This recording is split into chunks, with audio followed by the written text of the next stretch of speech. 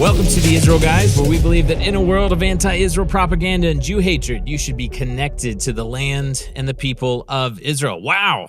I think it has been a month since we've been together. So, Josh, Ari, Jeremy, so great to be back with everyone. It has been a minute. So much going on, so much happening, but it is just, I think all of us could say it's really good to be back together.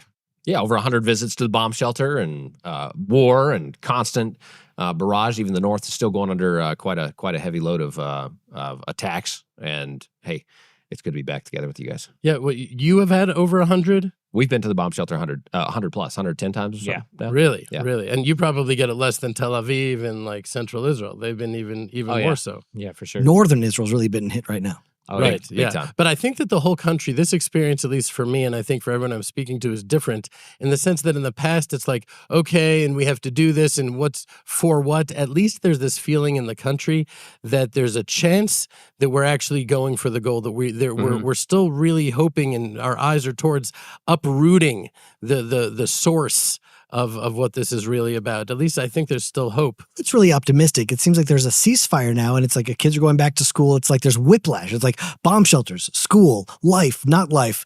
I don't know. Ceasefire, no ceasefire, right? Even now, like the headlines are changing by the minute, so I don't even know. Well, it's like we go to bed can at even say night and we're about like, we expect all hell to break loose the next day, and then we wake up to a ceasefire. I mean, that's the roller coaster that we've been on. Right. And then when you see Trump and what his tweets are, he's been like viciously attacked by a lot of the right in America about his tweets. And he's like, an entire civilization will be wiped out. Praise be Allah. And people are like, what? Can't he just be a normal person? And when I see that, I'm like, these people that are saying that don't understand what Trump understands. I don't even think he understands it intellectually, viscerally, on a primal, intuitive level. He understands that they need to think that he's just so unhinged, like that just he's crazy enough. Literally a crazy man. Praise be Allah. It's like literally like the language of the Middle East, and Trump, and Trump he gets speaks that. it. And I almost And he's like, think and he you're even right. said, he's like, and that got them back to the table, didn't it? I almost think you're right that he honestly doesn't know what he's doing. I mean, He doesn't know here. He doesn't know, like, he allows himself to be driven by his heart. I think he just was like born being able to speak the language of the Middle East, and maybe he doesn't know it. I do think he knows what he's doing, at least on some level. I have a question. In the Middle East.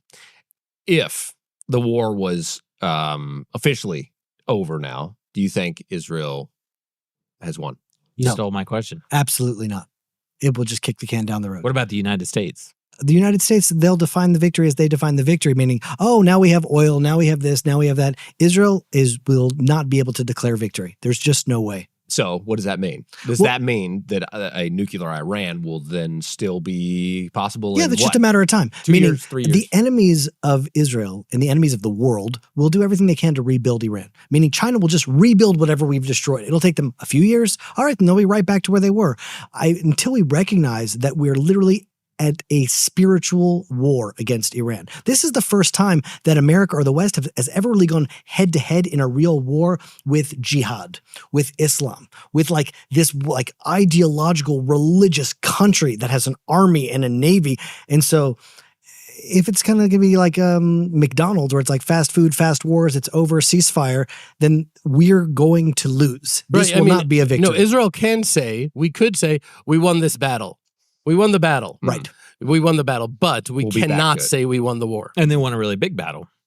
Yeah, but now we know with like the proliferation of drones and missiles, and how long ago, what it was in June, that the declaration came that we set them back years, and now we had to go back in because they can just rearm immediately. I've already seen it already. It's come out that they've already begun to. So the report is that in Iran they've just hit the top. So say there's lots of stuff still buried underneath that if they can get to it, they can reuse it. So rocket launchers, whatever you say, like.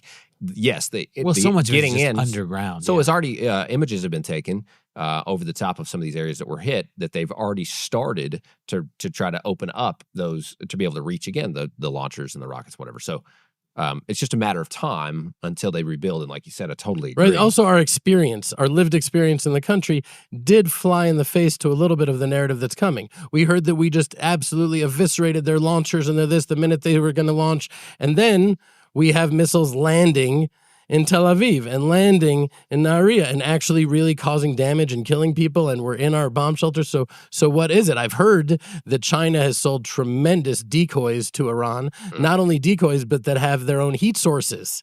You know, so a lot of the destruction that we did may have not actually been what we thought it was. And they have more capabilities than we thought, but it's irrelevant. Even if we did destroy everything, they can just rearm. It really needs to be uprooted. Well, the real uprooted, what needs to be uprooted? It's a war that we are at war with an idea. Iran isn't just a country. It's not a terrorist organization. It's an ideology and an idea behind it. Until that idea is defeated, then the war is not over yet. Well, you know what I'm going to say now. You know what I'm going to say? That you know, what is the great Lubavitcher Rebbe? He said that one candle can disperse, unbelievable amounts of darkness, a little bit of light. So we could either try to destroy an idea or say, now, what is the light we should be shining? And if we're really going to uproot it, I always thought, like at the beginning, what's the head of the snake? Iran. Maybe on a geopolitical national level, the head of the snake as it manifests through the forces of darkness in the world is Iran. But what do we really need to do? Is rebuild the temple. That's really what it's about. That is the destruction of that idea of jihad. Mm-hmm. That's the destruction. And people are like, why would that be the destruction? We're building a temple. Well, that's where we have to actually put our feet to the fire and meet God halfway. Either it's true, all of the words of the prophets in the Bible are true, and God is with us, and he wants us to take that initiative, and then he'll meet us there and bring this light into the world through the temple or not. But we need to just say, what is our job here? To move forward in faith, and because what happened? Trump built the embassy in Jerusalem. The whole world was waiting for the Middle East to go up in flames. What happened? Nothing. So let's just play a crazy, unhinged, crazy settler thing, and I'm saying, okay, let's say we built the temple. Let's say that we had a leader that said, okay, we're going to go in and build it right there. Who's going to be mad? Who's going to be madder than they are now? What could happen that they're going to really be like, what? They're going to really what? Well, then they're really going to shoot ballistic missiles. Right. Like they'll say, but Ari, World War III will break out over it. Well, yeah. Okay, kind of felt like World War III in the last month. I don't know. Right. So in my mind, like, we actually just have to say, this is really what it is to and you know what? Iran and Hezbollah came really close to taking out the Al-Aqsa Mosque and the Dome of the Rock on their own without any help from anybody else. You know what this makes me think of, talking about the temple would be, we have the main fronts that we're seeing right now. We're seeing Iran, we're seeing Lebanon, and we're seeing Gaza. That's like the what's consuming our days right now. Less Gaza, not a lot of focus on Gaza. But talking about the temple, I'm thinking about Lebanon. Both temples, formerly, you had peace with Lebanon, and they supplied and brought the furnishings to build the temple. So what if we're actually at the point right now? The cedars. Yeah, the cedars, yeah. Oh, and they cut them down, brought them down, and started to build the temple. And they helped us build it. That's the point. The point is that this jihad that we hate so much, you can't deny that there is a very a spiritual commitment and fervor. Like, there were times during this war I'm like, I got to give it to them. They're still at it. They're still going. They're still firing their missiles. They are committed. Yeah. If we were able to channel that commitment to a light place, I've even heard it say, I remember Rabbi Shlomo Carlebach said about this, there's a KKK rally in Skokie, Illinois, and he was talking about these Ku Klux Klan, and he's like, there's something so holy about them. And his student said, holy about the Ku Klux Klan? He's like, they're constantly thinking about Jews. I wish it was better. I wish they thought good of us, but so they're that's so where, immersed in it. That's where your love of Tucker Carlson and Candace Owens comes from. Because they're always obsessed with Jews. Yeah, there's something holy about it. There really is something holy about it. And so positive. It's up to us to harness it and to channel it in the right way. I'm like obsessed with Carlson. I listen to his show, each show twice. I think there's a spark in there that can be fanned and flamed, and goodness can come.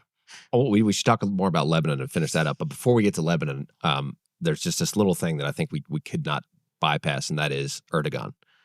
We're talking about the big overall, Iran, Lebanon, but Erdoğan. Erdoğan or Erdoğan? Erdoğan, I don't know. What is it? Is it Tennessee? I think it's Erdoğan. I think it's Erdoğan. I don't know. Yeah. In Turkey. You're going to say it like a Tennessee. I'm going to say it like a Iran is going to shoot nuclear weapons at us. I gotta play my part. Yeah. He had a quote this week that I thought was it last week? It's been recently.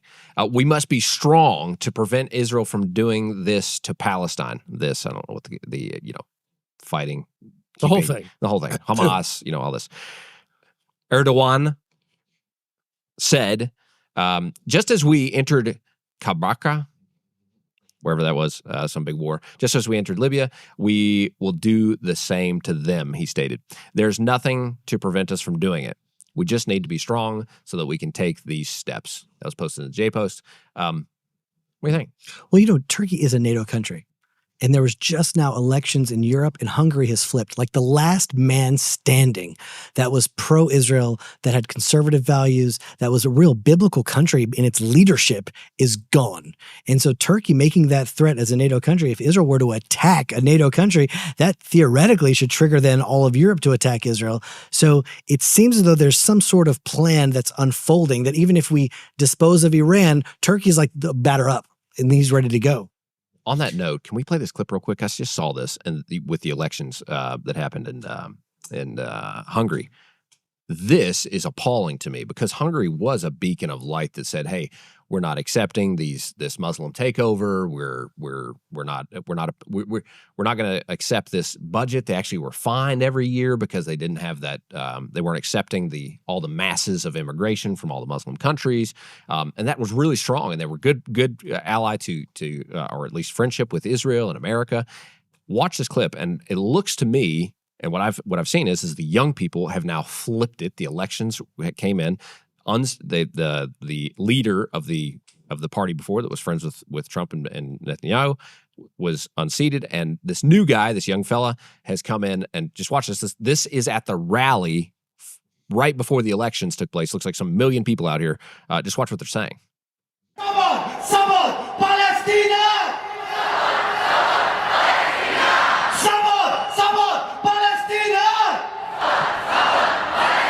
Szabad Libanon, szabad Irán, szabad Kubát, szabad Afrikát, legyen szabad az egész világ. Okay, if that's not appalling from a country that was once the best friend in alignment with American idea and Israel, with a free world, is now flipped in and saying, okay, we want to free Gaza, we want to free Palestine, we want to free Lebanon, we want to free Iran. Not from obviously they're saying this is not from the freedom that we're talking about in the Western free sense. Cuba, free Africa. Yeah. But that's concerning to me. Isn't it interesting that he who curses Israel will be cursed? And almost every time someone turns to this Free Palestine movement, they immediately start absorbing Muslim immigrants.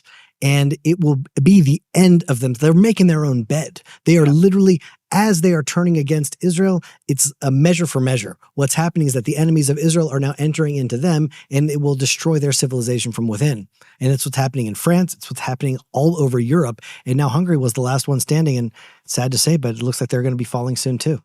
Not good. Yeah, I also just have to say, I was telling you guys before, and Jeremy and I, we started the Prophets of Israel Daily. Yeah. We have thousands of people around the world that are in it, but it has been more of a commitment than I imagined. I am immersed fully, and it's very rewarding, but very overwhelming. But everything is now running through that prism of the prophets. I'm not talking about Isaiah, Ezekiel, Jeremiah. I'm talking about Joshua, and now we're halfway through the book of Judges. And by the way, anyone that wants to join, you can go and catch up. You can binge. It's really great. Highly recommended, by the way. I have been really enjoying it. Thank you. And so in the book of Judges, chapter 3, it says, these are the nations that God left in order to test Israel by them. Meaning when they're saying Palestina, it's the Philistines. It's not the same as the Philistines, but the reason the Palestine was named Palestine was to put salt in the wound of that gaping wound of the destruction of the temple, and saying the Philistines, they're actually the ones that defeated you. But Palestina, Philistines, it's right there. Yeah. And to remember that they being here are not a bug, it's a feature. And we're being tested through them. And the whole world that's coming, all of a sudden, this strange new love for these Palestinians that they clearly don't care about, it's really going for the very root of the connection of the nation of Israel to the land of Israel. And so if we say, what's that all about at the deepest level? That's why I keep coming back to the temple. It's about that. Either we're going to shine God's light to the world or we're not. Why are we here or not? And if we're not here to do that, maybe we really don't have a right to the land. Well, I want to say something because, I mean, obviously, I love the idea of building a house of prayer for all nations, a temple in Jerusalem. It's beautiful. But the next step that's practical in my mind is what the finance minister just said. Bezalel Smotrich just said, listen, it's time to annex Lebanon. It's time to rebuild southern Lebanon, make it a part of Israel. It's time to go into Gaza and start rebuilding Jewish settlements. It's actually reclaiming the land of Israel that we were attacked from and saying, when you attack us, this is what's going to happen. You're going to be defeated, and then we are going to reclaim the land that God gave us. And that is really a step forward, and that would be victory. That's not just saying like, oh, it's a battle won. Once we reclaim and resettle Eretz Yisrael, that's when we win. Right? What's keeping us back from that? I don't know. The finance minister, I mean, that's as like the top three in Israel. He's like a pretty significant leader, and that voice is only getting stronger in the land. Can I tell you what's holding us back from that? The Supreme Court. Judges chapter 13. Oh, here we go. No, really, I want you to think about it. Well, Samson just so was, people don't know how random my comment was, the Supreme Court is trying to kick another minister in Israel's government out of the Knesset, right? Out of the Knesset, right. Ben Gvir. Right, and that's a perfect example, but just on a practical level, Samson, people think of him as this hedonistic, womanizing rogue, but really, why did he do all these things? So the Philistines would think that he was just a personal recluse that went against them, and they wouldn't blame the Israelites. But think about it, when the Philistines came, after he tied the foxes' tails to the torches and burned down, the Philistines came to Judah and said, he's there, give us Samson and we won't do anything to you. And 3,000 men from the tribe of Judah, the tribe of kings, the tribe of King David, went to Samson and said, the Philistines are our rulers. Can we give you back to the Philistines? I mean, what is that? What was holding them back from fighting? At a certain point, the exile gets infused into you and you start just accepting what is the status quo, and you don't have the courage to say, no, we can break this system. They're bread in our hands. We can do it, right? And so the current establishment in Israel is so set in the boundaries that have been imposed on us that they don't have the courage to break through and say, we can do so much more now. There's so many wonderful opportunities at our disposal with what is happening in the world. Just be brave and be bold and move forward powerfully. Right now, there's a great example of that. Not to spend too much time on this, but there was a local guy that was out on a farm, ended up getting into a massive fight. The local, very hostile Arab village came and attacked a small Jewish farm. One of the Arabs was killed by one of the hilltop, what do they call them? The hilltop youth or whatever it was, but it was actually a someone that was a part of the IDF. And now he's a 25-year-old soldier who spent right. hundreds of days serving, a reserve soldier, not a career soldier, right? Fighting in the war in Gaza. And now he's in this, what you call the system. It's very much so like what you just described. He's not a 15-year-old wild-haired hilltop youth. No, but he's out and a part of the reclaiming of the land of Israel. And unfortunately, the establishment, just like with Samson, it's a journey, right? And this same kind of thing is here with us right now. It's a slow. Well, did you mention process. Too that the Arab terrorist, because he is a terrorist who was shot and killed? Turns out he part of the Arabs attacked this Jewish farm. An Arab terrorist was shot and killed. Turns out he's a Hamas operative who was previously involved in a severe lynching attack event of Jewish teenagers hiking in Samaria for a bar mitzvah party. So this is the guy he took out, but now he's a terrorist, or like a known Hamas terrorist, is killed, and the IDF soldier, reservist soldier who shoots and kills him to stop the attack, is now being interrogated. Yeah. Being it sounds like actually being tortured. Like basically, they're treating him like the highest level of terrorists would be treated in an Israeli court system, right? And refusing to let him see lawyers or anything, any representative. So just another it's example disillusioning. Of that, yeah. What does that feel like for you guys? Coming in here to Israel, trying to stand with us, and is it confusing? Like, we want to stand with Israel, but on the other hand, are we standing with the government who has, these forces that are persecuting their own people? What is that like from your perspective? I don't know. Very confusing, I think. Yeah. Well, no, I feel for the soldiers, because what I want But I think it's confusing to the people, like the people who represent our audience, especially people who are like listening and watching. They're like, wait, a farm in Samaria? Right. Like, what's going on here? They're just farming, and a soldier kills a terrorist, and now the soldier's being like tortured and interrogated by the intelligence services in Israel. Like, so for those confused listeners, if I could just say, Samuel chapter 22. Really, what happened there? King David is fleeing from Saul. He had opportunity after opportunity to kill Saul, and he said he would not because he feared God and he respected the anointing of the throne. And then Saul kills 85 priests, Kohanim, right? The king of Israel kills priests, holy priests of Israel, slaughters them because they, even unknowingly or knowingly, it's whichever one, but they gave refuge to David, the anointed of God. Right. So what's happening here? You're witnessing. You're a part of, to those listeners out there who are like, what's going on here? We're back in the story. Yep. We're back in the story. And the question is, what role you're going to play? Are you going to, go ahead. No, I think I have something to say, like, how do we explain this? And King Solomon says, Reshit Chokhmah Yirat Hashem, that the beginning of wisdom is the fear of God. And you're like, a soldier is killing a Hamas operative, and now that soldier's in prison. Like, what? That is so enragingly insane. It's so stupid. Well, that's because the beginning of wisdom, like, you don't even have the beginning of wisdom without the fear of God. And what that demands of all people isn't to just say like, oh, I support Israel. I love that country. It's like, no.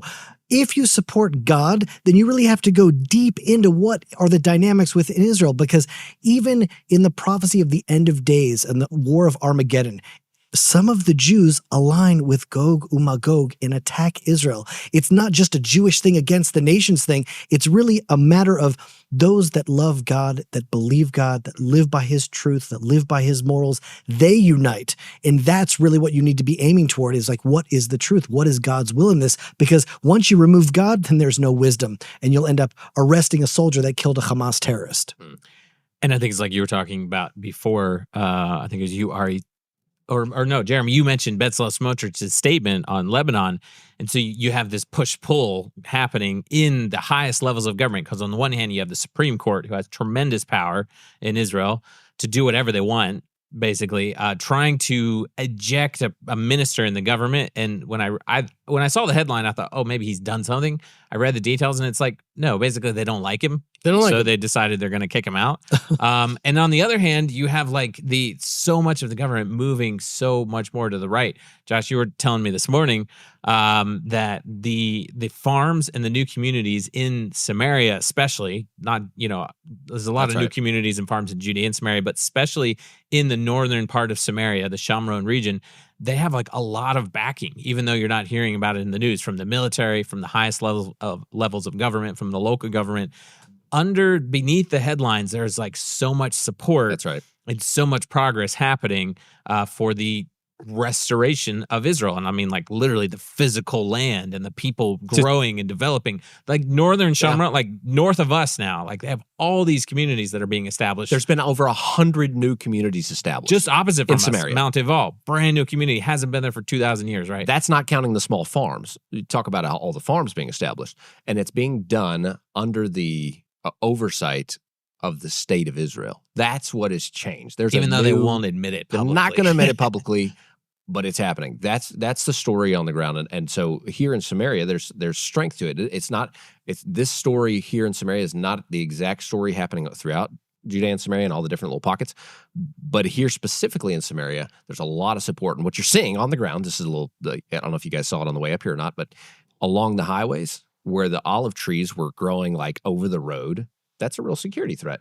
And you got an Arab village, and you have no view, and they would throw rocks at cars all the time. It's happened to me. It's happened to me. You're just driving, and all of a sudden there's an ambush, and you have and no they're idea. on you. And you don't even see the people even.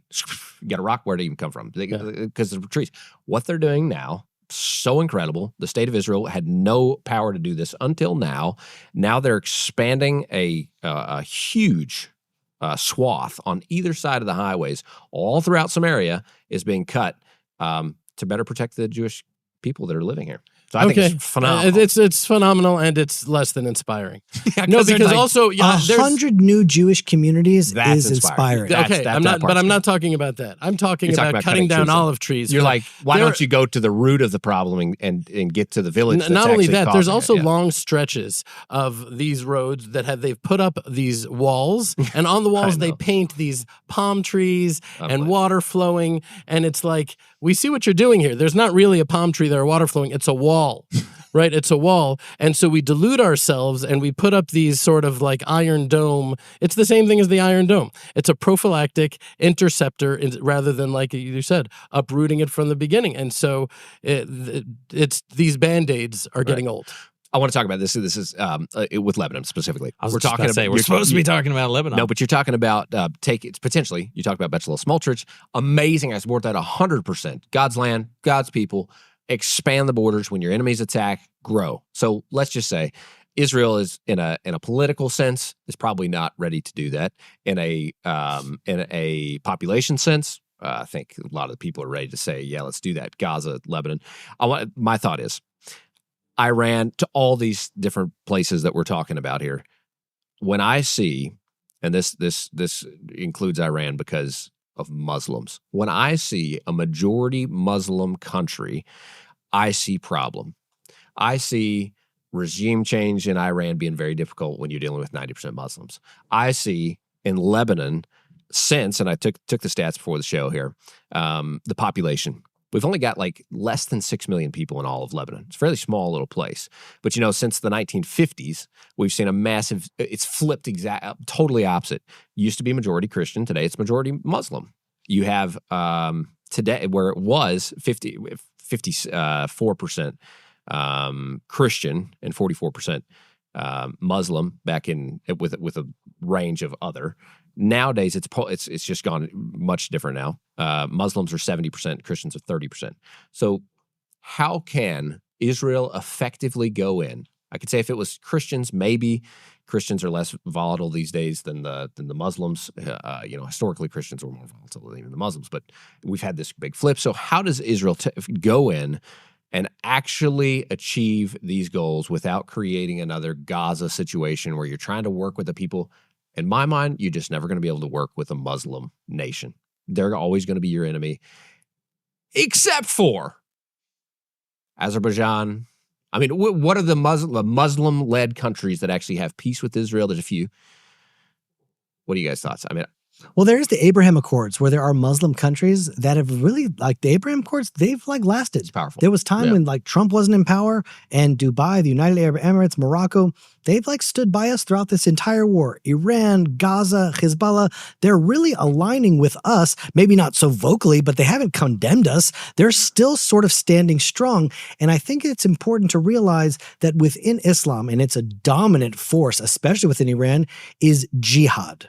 And jihad today is Amalek. Yeah. It is the spiritual force that rises in every generation, and its entire raison d'etre is to just destroy the Jewish people, destroy us in the land of Israel. And they say once they're done with the land of Israel, they're going to attack the Jews everywhere. They just are hell-bent on destroying us. Last generation, it was the Nazis. And before that, it was the Catholic Church that was just hell-bent on destroying the Jews. And it's interesting now that the Pope is now aligning with the Muslims against Donald Trump and against Israel. Wasn't he just in a mosque? Yeah, he just paid a visit to a mosque. Very respectful visit. There's like a certain spiritual identity that's involved with this replacement theology, because without destroying us, you can't fully replace us, and also without understanding the biblical roots, the archetypes from this. It summons the image of the meeting that Esau had with Ishmael.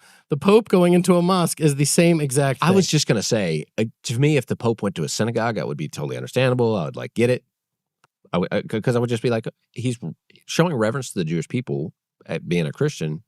Makes perfect sense. But going to a mosque as a Christian, to me, makes zero sense. I don't know where even that. Well, I think you should explain that a little bit, because, I mean, hopefully people understand, but like Judeo-Christianity shares the same values, shares a lot of the Bible together, right? Shares roots, shares origin, shares tradition. But these things. But does it really? It's not. No, really. I'm asking all that, but I'm saying like, Christianity and No, Islam shares nothing. Right, yeah. Except maybe what do they claim? That they we're claim not everything. Ishmael, right? Who they're not. Right. That's what they share. They both share a rejection of the nation of Israel and the God of Israel and You're our saying connection to the land of Israel. And Islam. Right. Well, we're Because not when you gonna- say yeah, I won't disagree with Judeo-Christianity, you on that. it's important to make that distinction because one of the things I constantly hear when I meet Christians, when I ask about Candace Owens, oh, she's not a real Christian. Right. You know, but she has there's a big more cross Christians. behind her. Like, what's that really about? What's going on? It's impossible to really use the word Christianity as anything uniform or You're right. homogenous You're correct, at this yeah. point. Well, I was just thinking, as it relates to agree with you. Lebanon, there's like 20 or 30 Jews left in all of Lebanon. Do you know that? That are actually, I'm surprised there's 20 or 30 Jews there. no, but it's kind of phenomenal that it's like literally 20. It used to be, even in the 70s, there was thousands. Like this is a recent shift. There's no Jews left except for 20 or 30 is what they say. Maybe. But I just thought that was fascinating. That the place has been rid of Jews. And now you have a dwindling Christian population, a growing Islamic Muslim population well, I mean, you could argue about it, but do they support Hezbollah or do they not? What is the likelihood of Israel being able to go in and actually having a friendship? I guess that's my biggest point here. Can we actually have a good relationship with Lebanon? Can we free Lebanon, just like the attempt is by the American and the Israeli forces together in Iran? Can we free Lebanon from the shackles of Hezbollah and actually can we go visit? It's one of the most beautiful places in the Middle East.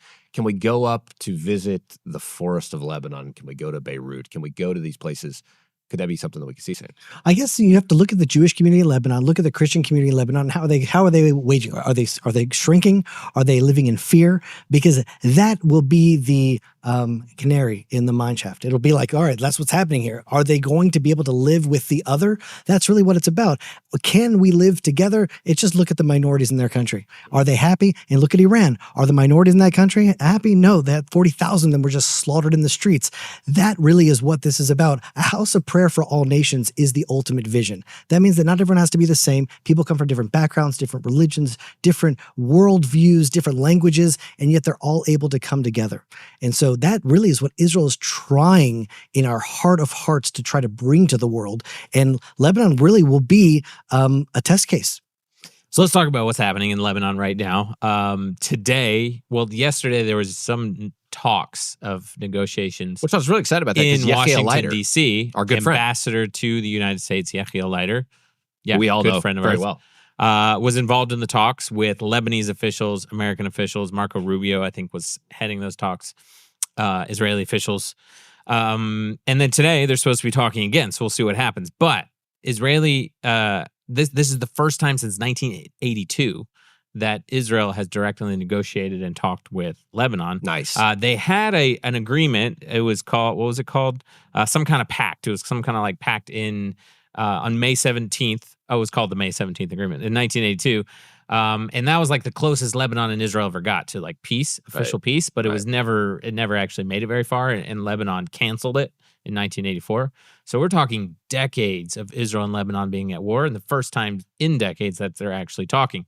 Now, Israel's demands for any negotiations are, so far what I've seen, they have three demands. The creation of a buffer zone south of the Litani River, which they've already created. Right. I don't know if it's like, have they fully cleared that area or they're in process of it? But I know they've created a pretty good buffer zone south of the Litani River, and they've said they're going to hold that buffer zone until they're confident that the north of Israel is not in danger anymore.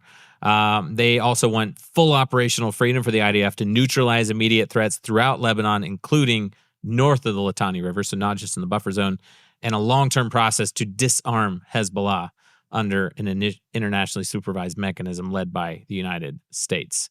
There was one quote, though. I mean, it's just so ridiculous. This international, they are going to disarm the Hamas. An international group of people are going to disarm Hezbollah. Like, who is going to do the that? question Unless is- they're How are they actually gonna do talking about taking off their So arms. here's the question.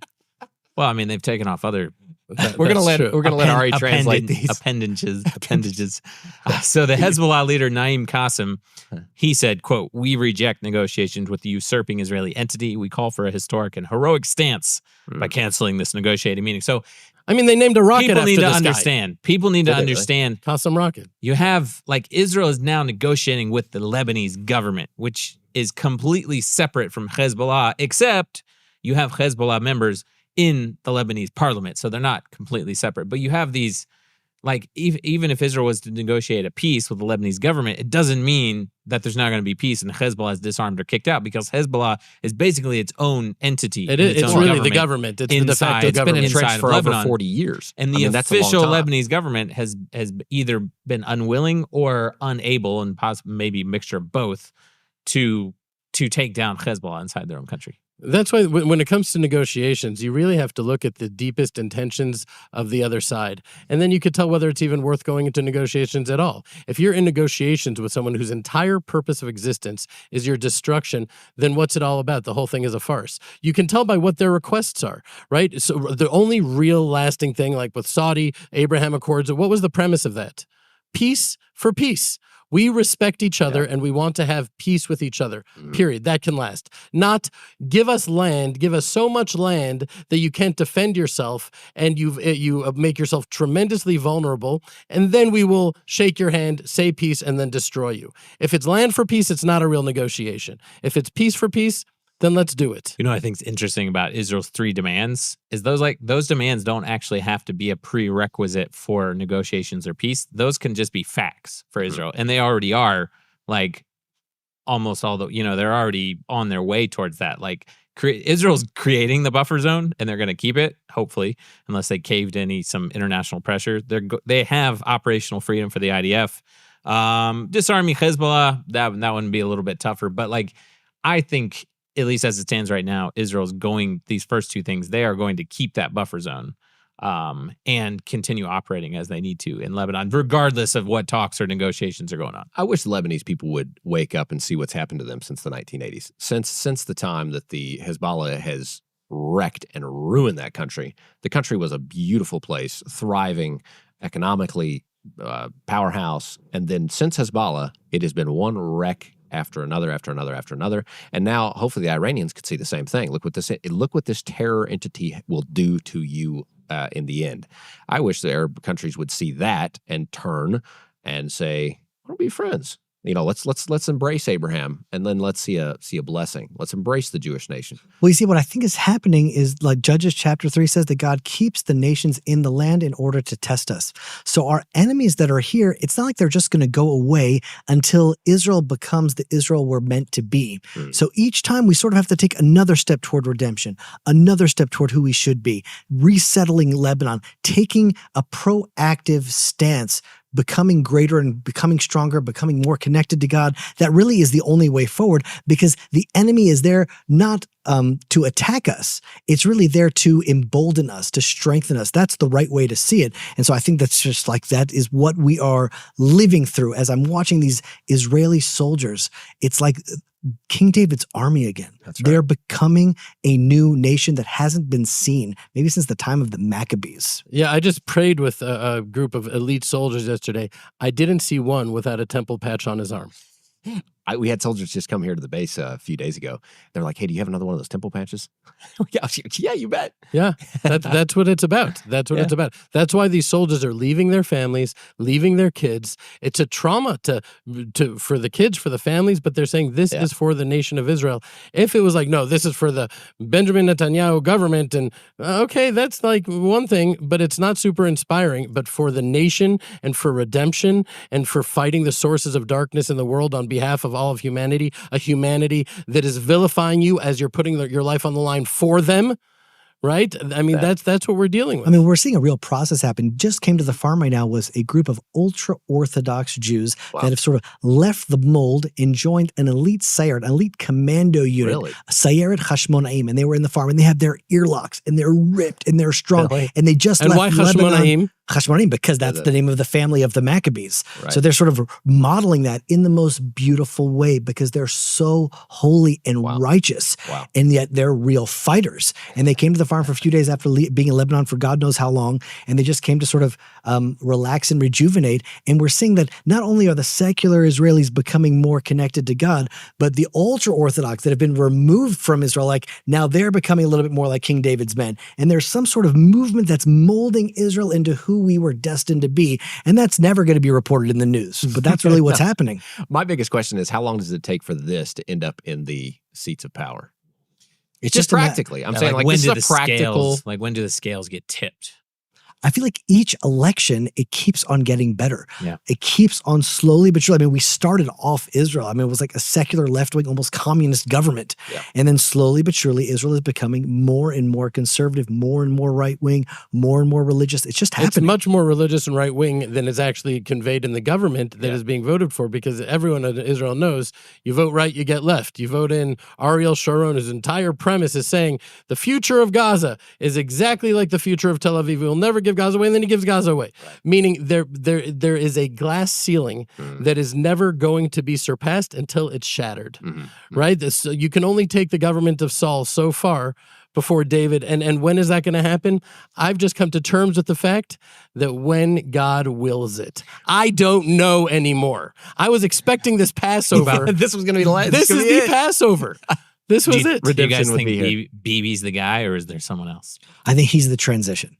He is Saul. He is the Saul before In David. some ways, he's actually, I think that I do believe he is connected to Saul's soul on some level that I don't understand. And he's rectifying some of those mistakes but he's the best Saul that Saul could be. Saul from the tribe of Best version Benjamin, of and here Saul. we with Benjamin Netanyahu. I don't think that's a coincidence. So what other names come to your mind if after the transition happens as who could be the next David in There's Israel? two names that pop to mind. Really? Yeah. Mine is Ari Abramowitz. Yes. Shiloh Netzach and Mordechai Shimshon. Your two boys. My Of course, boys. I knew you were going to Boys, say in that. case you don't get it. No, but I don't really see another person up there with Netanyahu right now. Yeah, I don't think the next leader of Israel is one that's on the radar right now. I think it's like Donald Trump. No one saw Donald Trump. He came out of nowhere. I remember I was in Australia when he was actually elected president the first time, and there was an entire continent that was just walking around stunned. Right. Because they had no idea, and I think that's what's going to happen also. Right. I would also like to refer to Avimelech. Right? He was the son of Gideon. Right? And Gideon said, I don't want the throne. I don't want the throne. God will be your king. And then he named his son Avimelech, which means my father is the king. And he slaughtered his brothers, and he paid off these empty people to follow him around. So thirsty was he for power and for control. Right? Whereas David fled the throne. Yeah. Right? I don't think that the next true leader of Israel is going to be someone that's saying, vote for me. I don't think that they're going to be going through the normative channels of Knesset and campaigns. It doesn't make sense to me. It doesn't feel right to me. I think what's going to happen, and by the way, this is worth zero, what I'm saying right now. But at the same time, I do think that what's going to happen is that the war with Iran is going to go on. There's going to be heavier prices to pay, unfortunately. And America is going to say, our goals have been accomplished here. There's too much domestic pressure. It's going on too long. They're going to back out. This will embolden a lot of the other players on the board here, of China, Russia, Turkey, Pakistan, to double up against Israel. We're going to be extremely overwhelmed, and it's going to look challenging and difficult for us. And then something's going to happen from within. And that's that when the will be leader of Israel that's when it will come up. It needs to be from a place where the nation cries out to God. I've read the book of Judges enough to know that we're right back in the story, and then we really need to have our hearts turned to God. And that's what I believe is going to happen. I feel like just like Ari's predictions. modern day prophet, it felt very. Does that sound No, I plausible would, to I you would guys? 100. I feel that's 100% correct. I feel like all of your predictions are going to happen. It's just a question of when. You know? You're spot on. Right, but it's not You're like I'm like, spot oh, on, here said the Lord of Israel. It's not that. It's just looking at Jewish history and looking at the spiritual patterns and cycles and that have returned upon us, and understanding. Because right now, look at what's happening in America. Right, I think about the prophet Zechariah that said Jerusalem will be a cup of trembling or a cup of drunkenness, that the nation nations are all turning against Jerusalem. And when I look at what's happening in America, Oh, my gracious. I mean, we could right now spend the rest of the show and all of next show Yeah. of people that are viciously, vitriolically filled with unbridled hatred. And it's like they're all trying to outdo each other. Like the more clicks you get, everybody loves it, and it's hysterical, saying, I want to kill Jews. I want to wipe out Israelis. I want to put my boots on the ground. Could we play this guy, Dan Bilzerian, who's running for Congress? Let's just play. I think he cussed every he 3 did. words. Yeah, I don't think our okay. editors Just have the say what he stomach said, to though. cut out all the. No, it was words. horrendous. Before we show, we watched it. I mean, Okay, so let's play the other guy that I just showed you guys. Now, that was But the the point good is, response. like, people are saying you don't even have to pay me. Like, I will sign up for Right, and free. so what is it? Just to kill Jews. And I never understood the words "a cup of drunkenness" until now. When you look That's at the right. hatred that's coming up in America, it's like they're all sitting at the bar, like, hit me again, the Jews. They're just like, it's a spirit. It's a spirit that is Well, we just. showed that video earlier in the deal. What happened in Hungary? I mean, that's the same kind of thing. This Of course, free I mean- Palestine. It's like a drunkenness that's upon the. Who cares about what's going on in the world? They don't even know what they're talking about. But And here's it's the totally like- Whatever, what's he? What are With- you talking They about? don't even know. What's even more dangerous than like this guy, you know, I don't even want to say his name, but he's running for Congress now in Florida. Oh boy! Like, it's just, these are not just like podcasters now saying, Wait, in sign Florida? me up. Well, we should be grateful it's in Florida, or not grateful, or whatever it is. Yeah, But the bottom hopefully- line, I hope he has he's not zero going to win in chance to Florida. win. But there But are the places fact- he would win. And the fact that there's people like him running, we could transition now to what just happened in the U.S. Senate. There was a vote, I think it was put forward by Bernie Sanders, surprise, surprise, to stop arms sales to Israel, not to stop U.S. aid to Israel, which I think is an argument that we would all be happy to have, right? And at some level, like, so many people in Israel would be fine with the U.S. stopping, you know, their aid to Israel, because Israel's a strong, independent country, you know, and they can figure it out. Stopping arms sales is like a whole nother level, because it doesn't even make sense for the United States, right? To stop arms sales to their allies. It's so beneficial for businesses and in the U.S. economy, and it's been just beneficial to like sell arms to one of your greatest allies in the world, right? Especially when they're fighting your war. 85, thankfully, the vote did not go through in the Senate, but 85% of Democrats supported the move. They voted for it, right? I think there's like, there's hardly any that, I think only 7 voted on the other side, and some abstained. But I was looking back, and I don't have all the notes right in front of me, but I was looking back through the last few years, every time votes like this come up, and every time there's a vote like this in Congress or Senate and like in the U.S. government, the percentages go down of who's voting against it or who's abstaining. And so if you just look at every year for the past few years, it's only a matter of time, maybe a year or two, before a vote like this is going to be passed. Well, in they the said US government. 85% of Democratic senators voted to ban arms sales to Israel. It's just a matter of time until the pendulum swings from Republican back to Democrat. Right. And at that point, Israel will really be all alone. To ban arms sales to an ally, that's officially, you're not an ally anymore. You've now, like, you're banning You're an enemy, yeah. Are that you're an official enemy state. And so Israel will be alone. But at the same time, what's happening is that Josh was just telling me that there are tens of thousands of Jews making aliyah from around the world over the last few years. And so there's a process that's happening. Who are those Jews that are making aliyah? The Jews that are making aliyah are the people that are a little bit more connected to God, a little bit more connected to the Bible, a little bit more connected to themselves. And so they're the ones that have the strongest Jewish identity. So Israel is getting to a place where standing alone won't be so bad. And they really will call out to God. And everything is happening as it's supposed to happen. So it's nothing to be afraid of. It's just to actually watch God's plan unfolding. And I think we learn a lot from actually October 7th as well. How many people, and this is just a message for the nation of Israel, how many people put trust in that fence, in the structure, in the IDF? And I think for the nation, they realized, wait, we had our trust in the wrong thing. And so many people, and we saw it. We've already talked about it on the show. What happened after October 7th? Once they realized we can't trust defense, we can't trust our physical strength. We're a strong nation. We're 10th most powerful nation in the world now. We're, the economy is booming, and all. Can we trust that? And the nation came to their knees and said no. And all of Tel Aviv, even somebody was telling me the other day, seats, and the most popular thing in the IDF was to get the green uniform with the Tlit Katan, to wear under there, to put those tassels on the corners of their garments, and that happened from that narrow place of struggle. And I think what you're describing again is that struggle that brings forth. But I want to that say faith something in a little God. bit deeper, because for thousands of years, I think there's been an exiled diaspora-inspired conflation between being a religious Jew and keeping the rituals and keeping the commandments being the sole determinant of what that means. And now I see a younger generation going through an experience that is difficult for me to fully understand, but I see it, and there is a much deeper, more primal connection to their identity, to the God of Israel, to the land of Israel. And even if they're not necessarily keeping all the commandments, even if they don't keep the Sabbath totally, or even have the outward external trappings that would make you say like, oh, that's a religious Jew, this young generation is plugged in. They're plugged in to the source, okay? And something is happening when I hear, Tucker Carlson say, it's a secular nation. I'm like, you don't get it, dude. You don't get it. It is a nation. We are a nation of believers, the children of believers.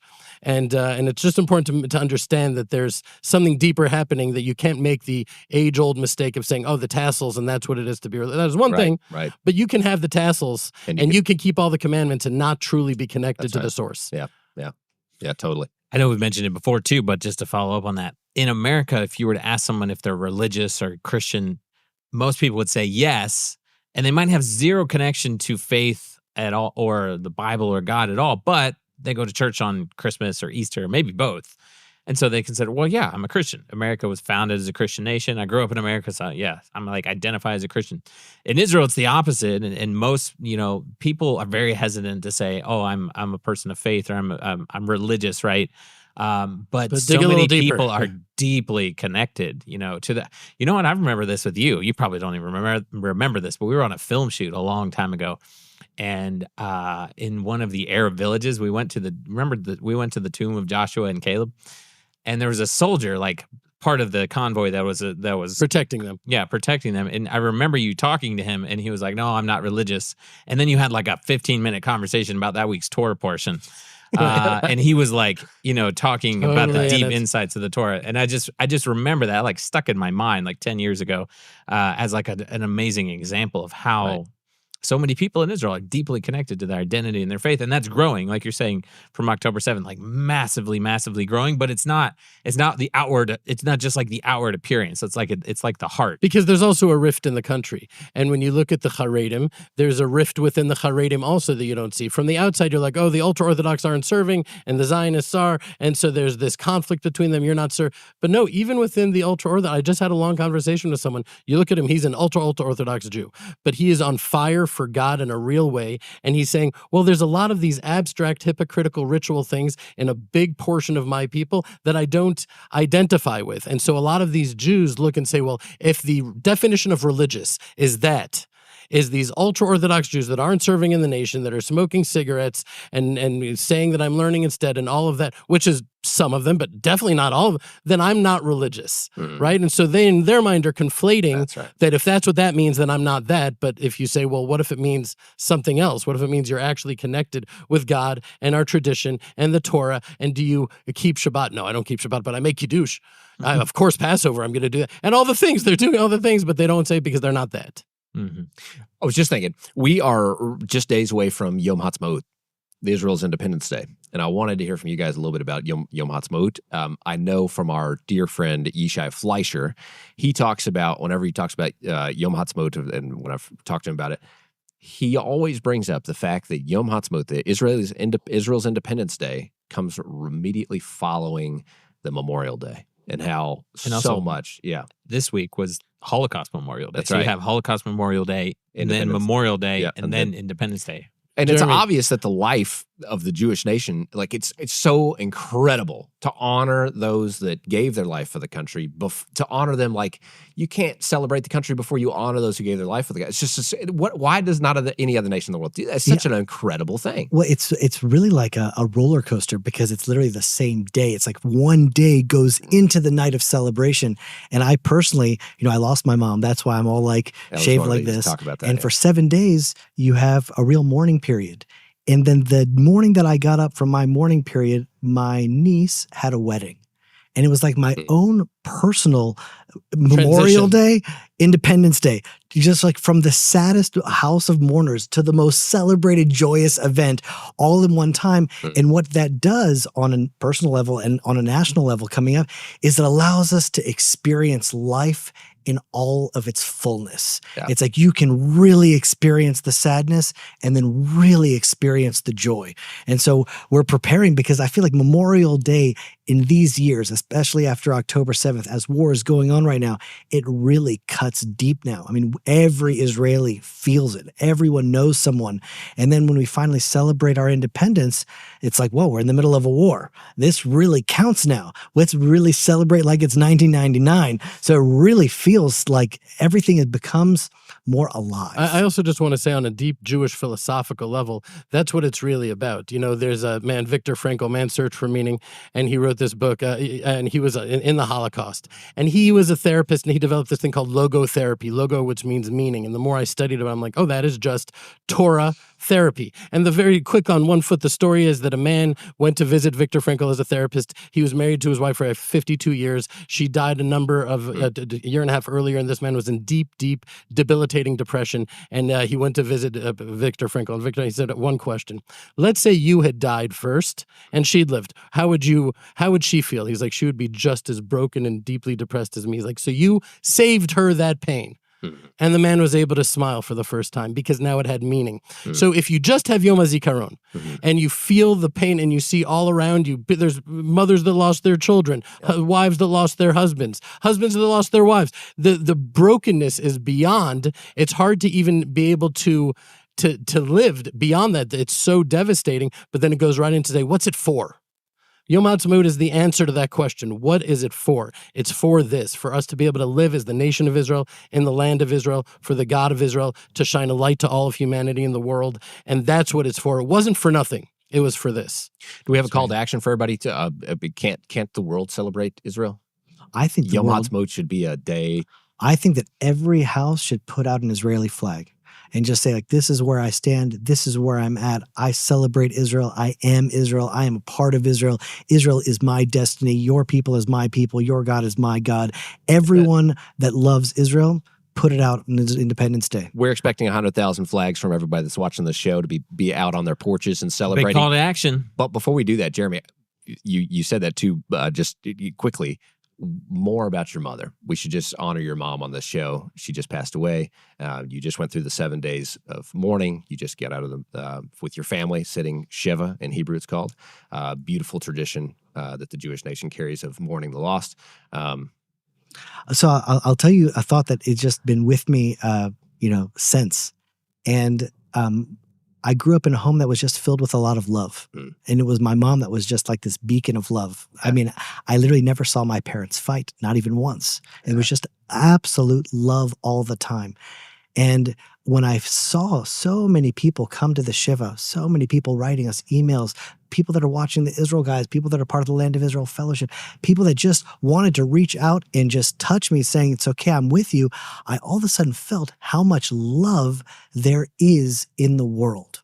And I felt the power of that love, because right now that's actually the war on its deepest level. There is an enemy of Israel that is driven by hatred, by jealousy, by the forces of darkness. And it's scary because they're jihadists and they're ready to do the worst. And then there's a force of love in the world. And it's like, I was like, are we really going to win? But then for whatever reason, when I lost my mom, I felt how powerful that force is. And I have no doubt. Love is what's going to bring believers together. Love is what's going to conquer all of the darkness, and it's going to bring the light. And so it's good that my mom's final lesson to me was to really teach me the power that love has and the power that love is and how love is really going to win. Wow. I know we always love the moments when we had just an amazing lady, very bright, like you said, very bright countenance. The times, of course, in our living room with you guys. Such great it's not really 100% fair that only Jeremy gets to speak. Yeah, I know, because she was like a mother to me. You know, right. There was many years my parents weren't here, and she was a mother to me. Unlike a lot of different ways, just her Southern twang. Every time I spoke to her, I felt closer to home. Not only the Southern twang, but the love. Every single time she would visit Jeremy, she would come over to my house. She had presents for all of my children. put them on the swing and play with them. They know her as Safta Lynn. Right. She's their grandmother, and she was like a mother to me. And it was like you'd think that love is, on some level, we're finite beings. There has to be finite. And she was like a little bit of a hint, like, well, maybe there's a little bit of an infinite capacity there in the world in some ways. And that was really, I hope it's okay. I just wanted to share my heart a little bit about your wonderful mother. May her memory be a blessing. Yeah, Amen. Amen. Yes. Be blessed. Yeah. Wow.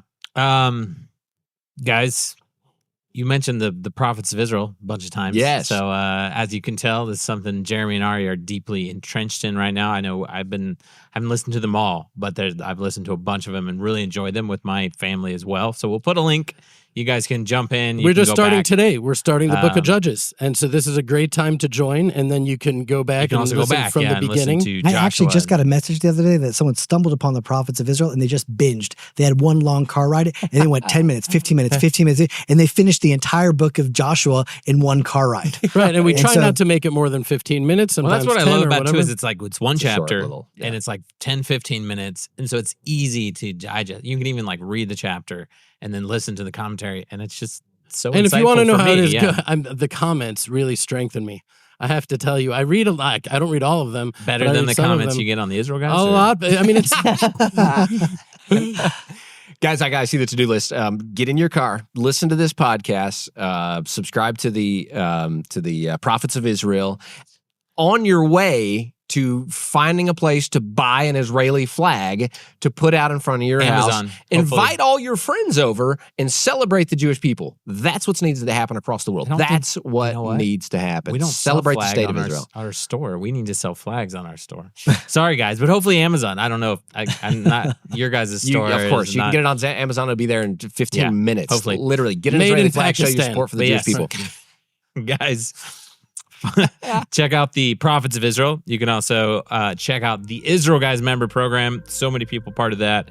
And we have so much fun on there with all kinds of content not available to the public. And that's how you can support us. We'll put a link down below for that as well. As always, stop listening to the lies and propaganda and connect with the truth of what's happening in Israel. We'll be back soon. Hopefully, you guys are going to be here next week. Please God. God willing. We'll see. It's been a while. Hopefully we'll be back together for the foreseeable future. Guys, we'll see you soon here at the Israel Guys.